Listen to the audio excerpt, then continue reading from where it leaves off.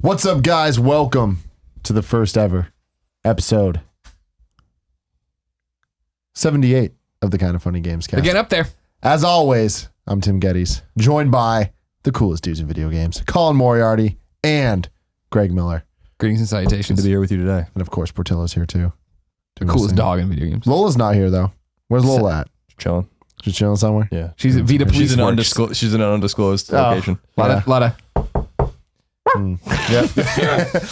And also, of course, shout out to Steven Insler, our Patreon producer, helping make this show happen. Speaking of Patreon, if you want the show early, you can go to patreon.com/kindoffunnygames to get it early.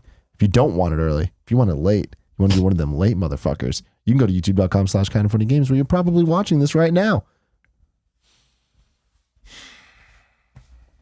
This is going to be a good episode, Greg. Is it? You know how I know that? Why? Because I'm fairly prepared for it. Oh my God. You're fairly prepared for every episode. Usually. Yeah. But this one I feel good about because we're talking about Nintendo Oh. for topic one. Something that I feel like you could even get down on. Oh, even I can get down on? Yeah, even you can get on this, man. The NES Classic Edition.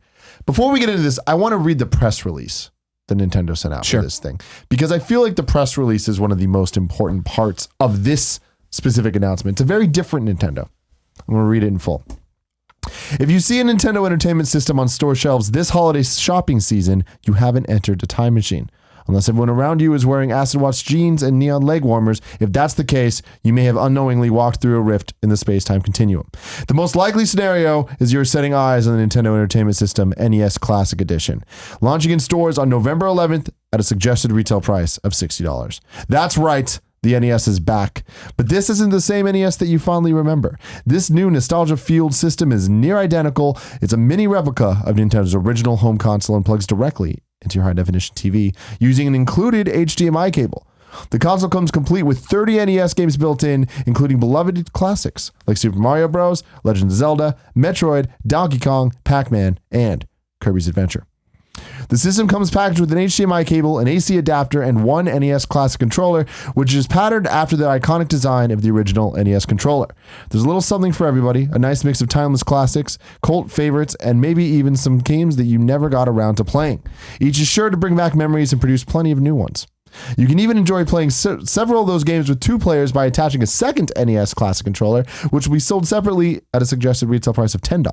A Classic controller or Classic Controller Pro can also be used, each sold separately.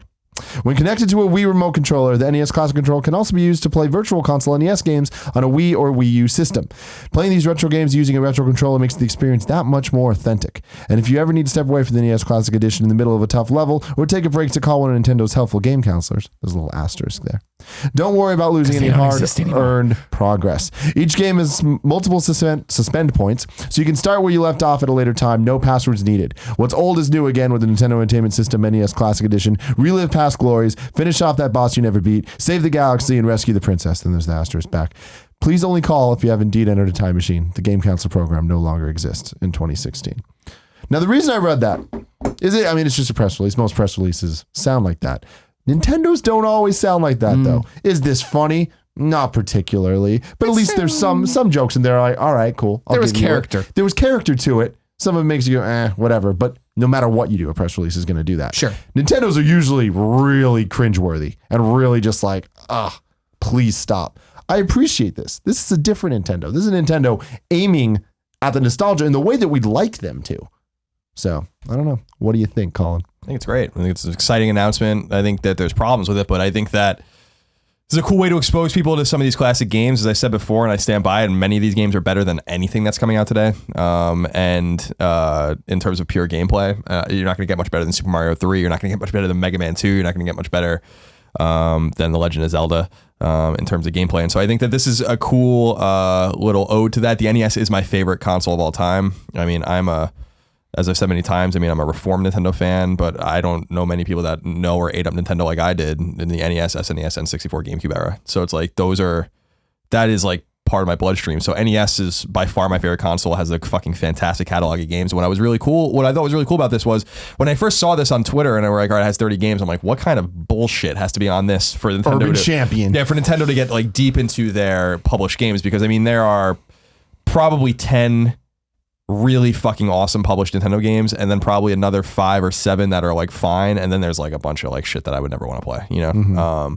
So I was like, what are we gonna see on here, like Yoshi's Cookie and shit like that? And then lo and behold, a very un-Nintendo move for them is that they're working with third parties. I mean, they worked with Konami, they worked with Square, they worked with Capcom. I mean, they worked with a lot of guys here to get some of their games on there. And when you look at that catalog of games, there's some games that are missing. There's some games that are on there that I'm like, why is this game on there? Like Balloon Fight. But like, I get that. But it's like one of those things. I mean, there are even Nintendo games that are missing that like could be on there over some of the games that are on there. So there's certain weirdness there. But when I look at that catalog of games, I'm like, this is a fantastic collection of games. And overall, and I'm excited to play it. And as I said on, I think Colin and Greg, like I've been kind of plotting a Let's Play series called Colin Plays the Classics, which I think will roll out at sometime this fall. And I want to do a Let's Play for every one of these games. And I think that I'm going to, even though I've done a Let's Play for a few of them already. Ninja Gaiden's on there, so they're working with Tecmo. I mean, there's a lot of cool shit on there. And so I'm excited for me, and I'm excited for Nintendo fans like me, or old school Nintendo fans like me, but I'm also actually way more excited for people that have never played these games. That said, it would be cool if there was some flash memory on it. It would be cool if there was some sort of Wi-Fi connection or something that you could do to get these, to get other virtual console games, or if there's some sort of port where they could be like, we're wave 2, wave 3, wave 4 of these games, and you just plug it right in and play them. That said, I don't think it's that big of a deal. This is a cool thing. $60 for 30 games, $2 a game.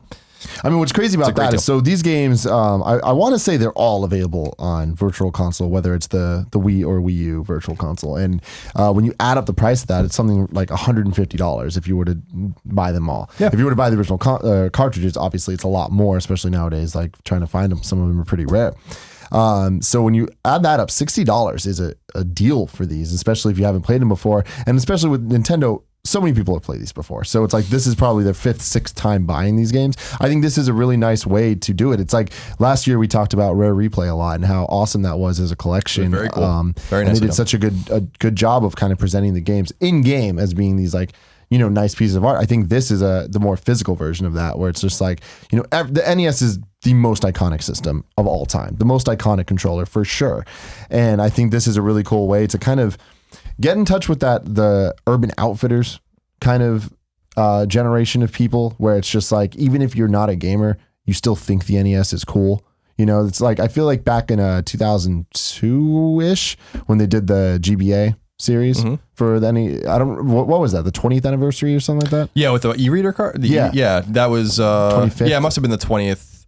No, 85, 95, 2005. It must have been maybe even the 15th anniversary. I mean, I don't know exactly why they did that. 85 was Western release for NES, and GBA obviously was summer 2001. So I don't know what it was. It was some celebration. I don't know why they did that of the NES, and on GBA they released all of that, like a bunch of these games. A couple others like Urban Championship, which was like, why the hell would you do that? But those are $20 games, which was almost full price for a GBA game back then. Which was worth it for some of them and not worth it for others. Like I think it would have been worth it for Legend of Zelda or. Yeah, no, I remember I bought Zelda, and that was where I beat Zelda for the first time. And they were also cranking those games out on. Didn't a lot of those games appear on Game Boy Color? No, a couple of them. What am I? Did. Yeah, I'm seeing I'm seeing the box art in my mind. The box art was GBA that they did when it was like the NES box art. Yeah. They actually did the GBA SP that looked like the Famicom or the NES. You're right. And that was super exciting. But again, like when you think of the price of that, and then throughout the years there was Virtual Console and then the Wii U Virtual Console. So it's like you're buying the same games for $5, $4, whatever it is, over and over. Then you look at this collection. This is very un-Nintendo because of the third-party stuff. When you looked at their Virtual Console lineups in the past, they all are congruent with that GBA release, where it's like, all right, cool. It is the ones you expect plus a couple shitty Nintendo games because that's just what they got. But so going down the list, we got Balloon Fight, Bubble Bobble, Castlevania 1, Castlevania 2, which is awesome. Donkey Kong Jr. Too much Donkey Kong, man. Way too much Donkey Kong on there. 2? Yeah, it's too much. They're very different games. And Pac-Man on there too. We'll get to that. Double Dragon 2, Dr. Mario, Excite Bike, Final Fantasy, Galaga. That's the weirdest one. Final Fantasy? Yeah, that's the weirdest one for sure. That's the only role-playing game. And the depth of that game is like way more than any other games. I'll be interested to see how people take to that. The original Final Fantasy I think is fantastic. Class-based, hardcore as hell. I'll be interested to see how people take to that particular one. It made me wish that they worked with Square already on this. Why didn't they get Dragon Warrior? Yeah, that's interesting. That was a weird one. So then the other thing about Final Fantasy that's interesting is it's just the first one. and there's better versions of that game out too. Yeah, I mean, well, it being the first one's not surprising because 2 and 3 were Famicom games, but we didn't get them till later. We never got them in the States. The bigger surprise to me was, like what you said, the PSP version of Final Fantasy and Final Fantasy 2 are way better. But again, exactly, that's not what they're dealing with here. Galaga, Ghosts and Goblins, Gradius. Ghosts and Goblins is a weird one to be on there. Yeah. Ice Climber, Kid Icarus, Nice. Kirby's Adventure, Mario Bros. Yeah, I love the original Mario Bros. Mega Man 2. All right, so this is a weird one too. So Mega Man 2 obviously is an iconic Nintendo game. I'm a little surprised Mega Man 3 is not on there too, or Mega Man 1. So like 1 and 2 or 2 and 3. But anyway. Metroid, Ninja Gaiden, which Pac-Man. is awesome again. Fucking awesome game. The original Ninja Gaiden is fucking classic. There's just some classic fucking games on here, man. But again, why not all 3 of them?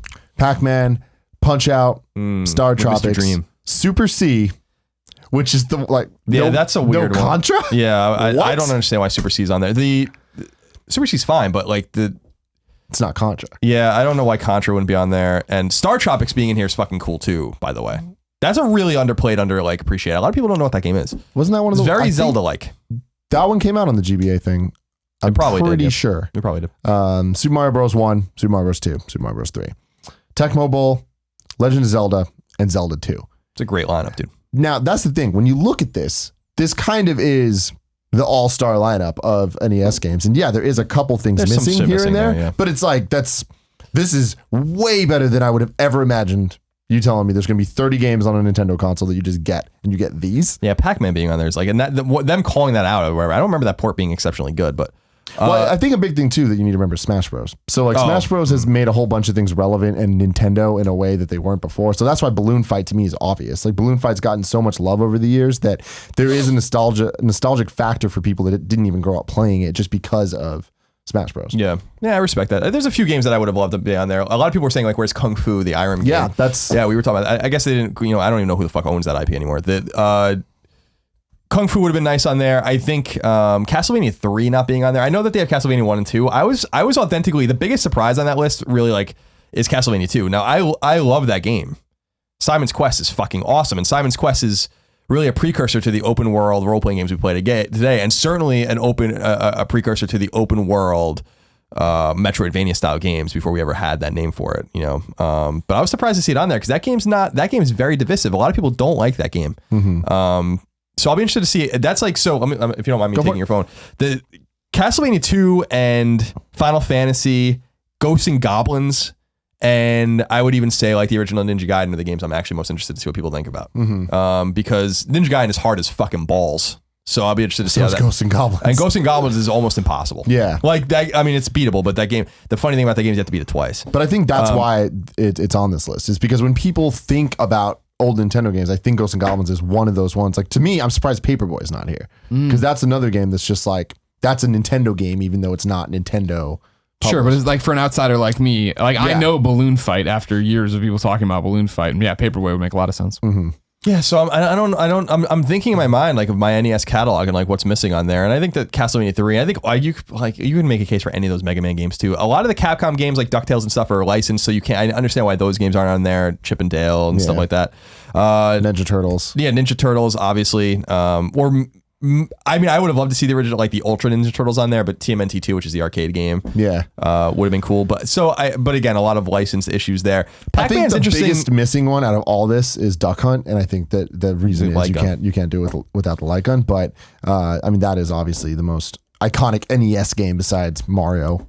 Yeah, so it's gonna be it's Colin Moriarty Let's Play extravaganza off of this fucking machine. I'm super excited about exposing people to some of these games because now like I would have loved to see Life Force on there. There's games that are, if you want to be nitpicky and really get into it, I think the original Metal Gear would have been really fucking cool to put on here. But again, the NES port of Metal Gear is not really well remembered. It's the MSX port that people really love, or the MSX original of Metal Gear. So, but then again, we were talking about Pac-Man. The Pac-Man port I don't remember being very good, and people don't play Pac-Man; they play Miss Pac-Man. So like I don't. So there's I'll be interested to see how that works out, but I shout out to get Star Tropics on there. Shout out to getting, to avoiding garbage, or not garbage, but like, I really thought like you're going to get like a Nintendo published game like Yoshi's Cookie and fucking whatever. So, I'm glad that, they avoided that. It's cool we got Kirby too, because Kirby is a later game for the NES. Mm-hmm. We're getting kind of the whole lifespan here. I'm really interested to see what the system actually is, like what hardware it's running, because it uses the same proprietary thing that the Wii U or the Wii remotes use. So you can buy the NES controller, connect it to the Wiimotes and use that. This to me says like, is the NX also going to use that same kind of thing? Is the Wiimote going to be compatible? I think that you think whatever controller you're plugging into, whatever the NX is going to be, would have that port to it, or it still accepts your Wii U gamepad and your Wiimotes, whatever it is, all that stuff. So I think that's interesting. I think that the reason they chose a lot of these games is to kind of appeal to that Urban Outfitters crowd that is just retro to be retro. Well, it's appealing to the mall crowd, right? I mean, for how many years has it been that you walk into a mall and you go by that one kiosk that has these like retrofitted N64s that play 60 games and it's all this random shit, and you're like, this can't be legal, but this is why you're a pop-up in the middle of the mall and not a real store. Yeah, exactly. And we've seen that forever with like Atari and with a lot of the random shit. Of course. Sega recently, in the last couple of years, has been officially licensing that stuff, but it's always them working with third-party people to do it, and the games never run well or whatever. Yeah. The fact that this is Nintendo and the fact that they're putting so much care into it, I mean, the packaging is, to me, insane. When I first saw this pop up, it felt like an April Fool's joke. You know, because it looked too good to be true. It looked too good to be true. Where it's just like, man, there's a lot of care being put into this, and the pricing is perfect. $60. They could have charged way more for this. I'm shocked it's not $100. And the NES controller being $10. That's not even in line with their like controller, but like nunchucks were $20. Yeah, it's cool. I like it. I think that they're just making it affordable. Maybe making smaller rips. They have to pay out these third parties too. So.